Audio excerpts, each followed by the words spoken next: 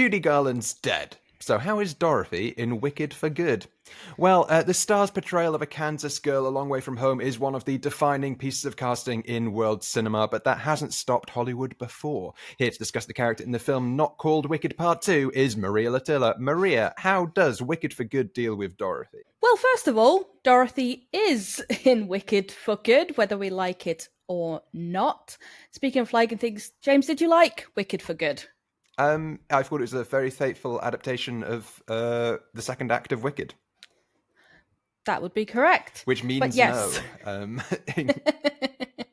Same, unfortunately. But one of the reasons I didn't particularly enjoy it was because of Dorothy.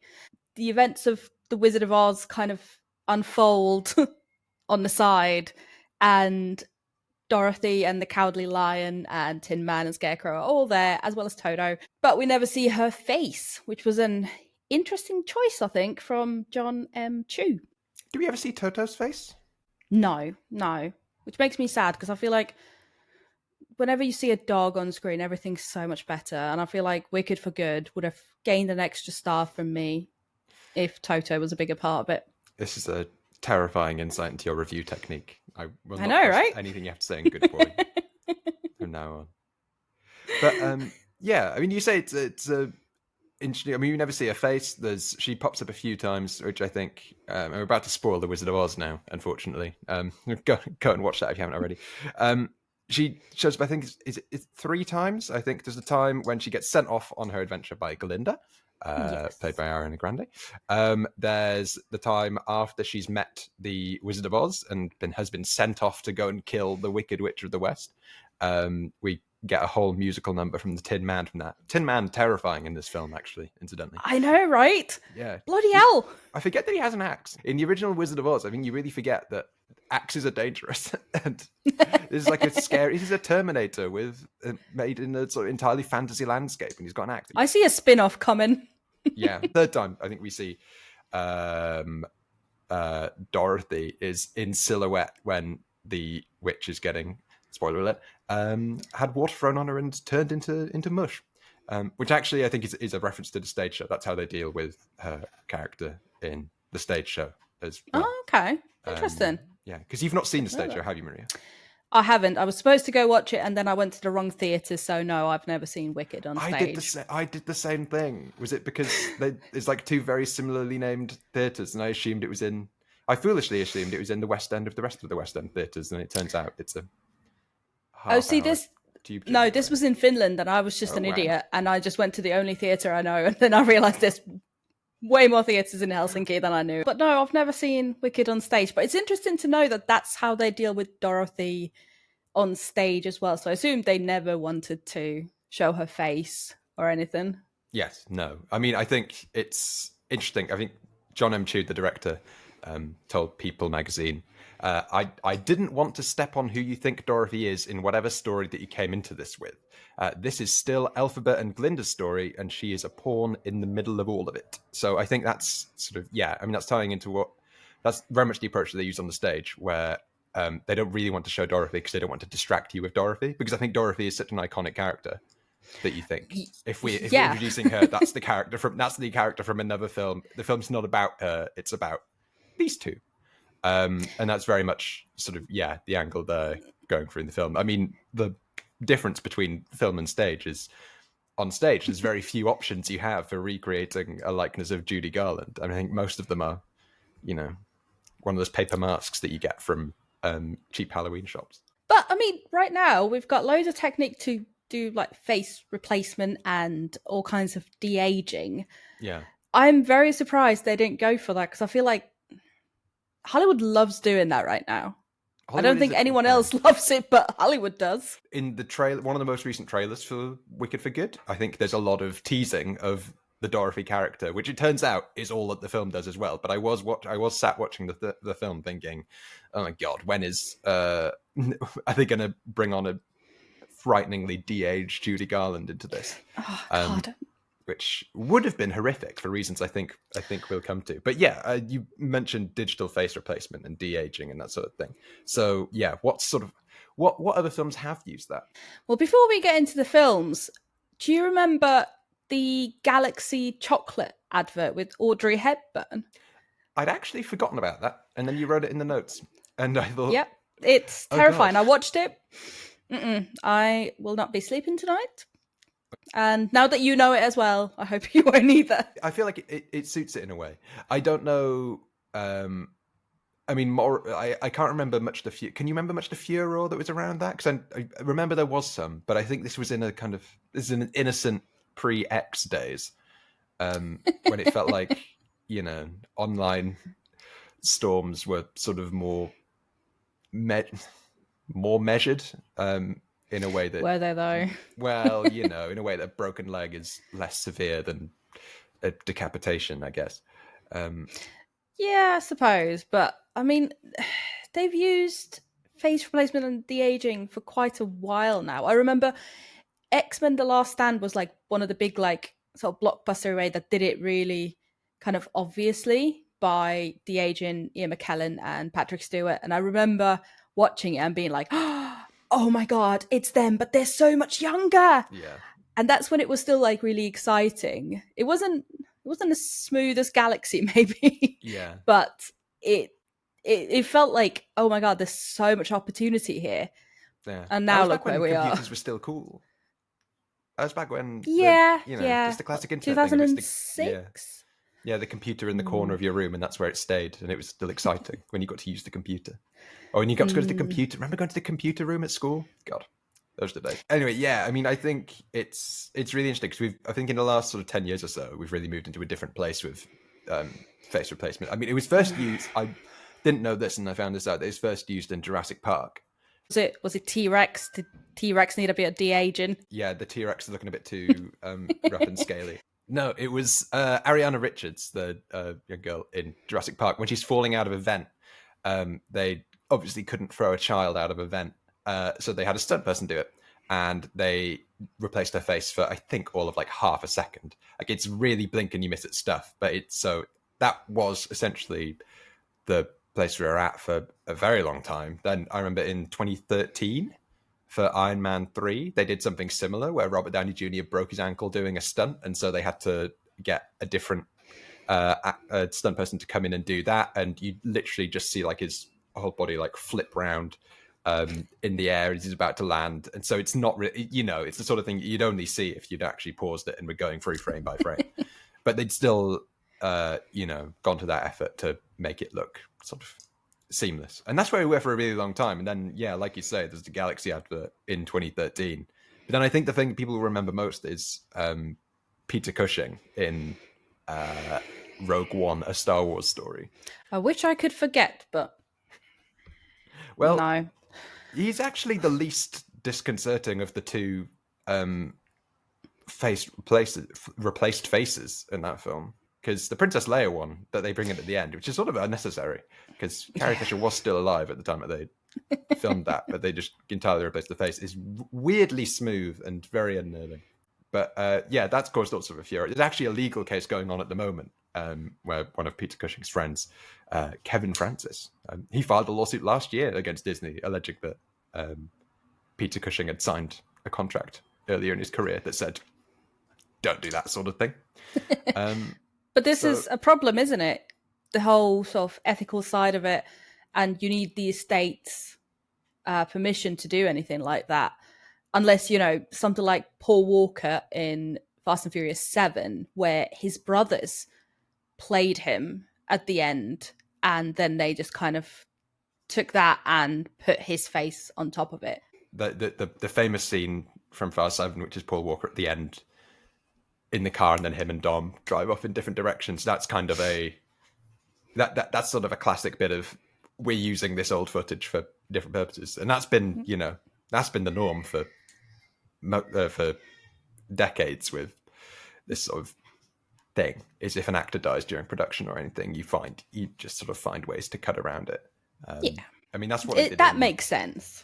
Yeah, I mean that's what they did with actually Carrie Fisher again for Princess Leia in the still the most recent Star Wars film, Rise of Skywalker. I think Disney had learned that lesson slightly from 2016. Well, you'd think so. We'll see about that. Yeah. I didn't count on it. Yeah, but I mean, yeah. Then in recent years, I think because it is getting slightly more accurate, is also becoming troubling. So I mean, Gemini Man in 2016, 2017 was, God, yeah, a de-aged Will Smith fighting himself, but that actually looked annoyingly seamless. And yeah, sort of terrifying. It's getting better. It's just the question is it needed? I've always felt like we know that there aren't two Will Smiths, so fair enough. In that case, you can use it, but for something like Princess Leia or Moff Tarkin, we know that those people aren't either alive or they don't look like that anymore. You could have just recast those roles quite easily. It's not like Fast and Furious, which acted as this kind of grand goodbye. Yeah. So do we really need to do all of this? Yeah. I think it was a very good decision not to put Judy Garland in Wicked for good, because we don't need that at all. Yeah, I think it's actually a really interesting case. I mean, the reason we're talking about it, because it feels like we're having a conversation that's like, well, they didn't do this, and good. Well done. But it's because it does feel so unusual in Hollywood today that they would be so tasteful, I think, in how they're treating us. I think it really suits Wicked in a particular way to not treat Judy Garland like this. Because I think, I mean, fundamentally, the problem is that Judy Garland had a, shall we say, troubled relationship with Hollywood. I mean, I was reading earlier, she did fight back in her later life a little about the idea that she had this tragic life, because she had sort of by that point been, the prototypical, the Hollywood system chewed her up and spit her out kind of thing. But I mean, she did have all sorts of horrible stuff happen to her. I mean, she was not least of which on The Wizard of Oz. I was reading actually one of her agents earlier in her life had called her a demented, demanding, supremely talented drug addict. And this is the person that, is representing her in meetings and is supposed to want the best for it. So, that is Hollywood, baby. It's been interesting to see what Jon M has been saying about in the press talk for Wicked. And it does feel like the promotion for Wicked has very much been focusing on the classic Hollywood feel. We're making things properly. We're making things physically. We're notably not using generative AI, as he's said in a quote. If you see the camera shake, if you see a dancer and they're not quite on time, that's because humans made this. The string that plays just a little off tempo, that wrinkle in her nose, that's because it's human made. The world is part of the message. Is something that he told The Guardian. Yeah. And I think and so I think using de-aging technology, or not even de-aging technology, that wouldn't do particularly much for Judy Garland. But yeah, using face replacement technology or using AI or anything like that kind of goes against the message of Wicked as well, right? Yeah, I think so. I mean, it's a film about morals, isn't it? Even more than the first part. Especially, I think, Glinda's story, because she kind of sees her own part in making things worse. And we're obviously fighting AI at the moment. We've got an AI actress whose name I won't say so that people don't actually go and look her up and give her more traffic. We're only aiding it really by using all these technologies, I think, slightly, especially if we use them quite not the most ethical way. Because we're only like a week away from getting the last season of Stranger Things. And that has a similar problem, that it's been going on for nearly 10 years. And when you cast kids, the problem is that kids grow up. So they've all got mortgages now. Exactly. Like, poor kids, they look stressed out. So they've already said that they're not going to use any kind of like computer technology. They did in season 4 with 11. But for the new season, they said that they're going to do probably like costume stuff and maybe makeup to kind of de-age them a little bit so that they don't look like they're in their 20s like they actually are. So why can't we do that more? Like kneel on their shoes and shuffle along the floor. Or like in... Oh, I hope so. Or like in Lord of the Rings, where you get the hobbits to just kneel down behind a wall when they're stood next to a tall character. But this is it. I mean, Hollywood's used all kinds of ways to adapt how people look and change. So why are we all of a sudden using so much computer technology? I mean, it's great when you have, big sci-fi films that need big explosions and stuff. But yeah, I think I'm getting a bit sick of the aging. In Avengers Endgame, there's over 200 shots of aging and de-aging, which is far too many shots of that. Yeah, that's so many, all to make Chris Evans look a little older and wiser at the end. Yeah. I know. I mean, again, I know that was partly makeup and then a little bit CGI as well, but you could have just done it all in makeup. Hollywood's been doing that for decades. Yeah. So why is it all of a sudden not good enough? Yeah. Well, that's the thing. I think because this is something I was going to ask you as well. Because I think I do wonder if the fact that they've done Wicked the way that they have might sort of give people and because there has been such strong reactions to films doing this sort of thing in the past, I do wonder if that's going to have an impact on what films decide to do this sort of thing moving forwards. Because I think it's been mainly Disney, to be honest, with a combination of Star Wars and Indiana Jones, the most recent one, Dial of Destiny, where Harrison Ford goes sort of weird and plastic. That it's been mainly Disney that's been guilty of this, and every time it happens, it generates, days and days of headlines and sort of social media comments and debates and things about whether it's moral, whether it's ethical, that sort of thing. And I think for some films that seems to work in their favor. I mean, all publicity is good publicity, classic sort of thing. I think Wicked is definitely a case where it wouldn't really have worked. I mean, if your whole film is about how that you're pulling back the curtain on a story you thought you knew, and we're kind of revealing the truth and that things are more complicated than you imagine, it then sort of, bringing a actor back from the dead with computers and sort of being, I guess, dishonest in that kind of way, might be tricky to stomach. And I think they've got a very positive marketing campaign as well. They want it to feel like a big feel good Hollywood film. Oh yeah, everyone loves Wicked, me included. I just didn't quite love Wicked for good. But yeah, I think it's a slippery slope. I think here, like what you said, or what Jon M said about kind of making it really human. And I think that's something that Disney would be good to keep in mind, because that's ultimately what we want to see. You've got animated films that have a completely different kind of charm to them because they are made on a computer, but even they have this like artistic kind of quality to them and merit to them, whereas de-aging just kind of feels a bit lazy to me, if I'm honest.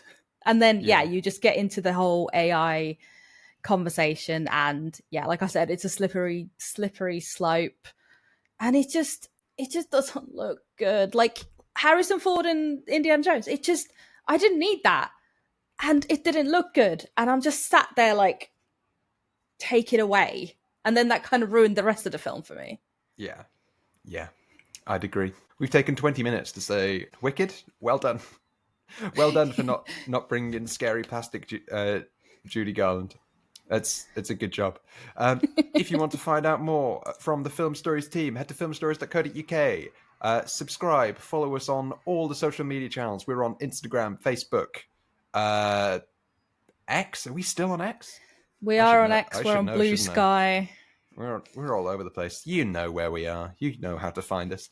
Stay tuned for more from the Film Stories team. For now, though, it's a goodbye from me. And it's a goodbye from me. Bye. Bye.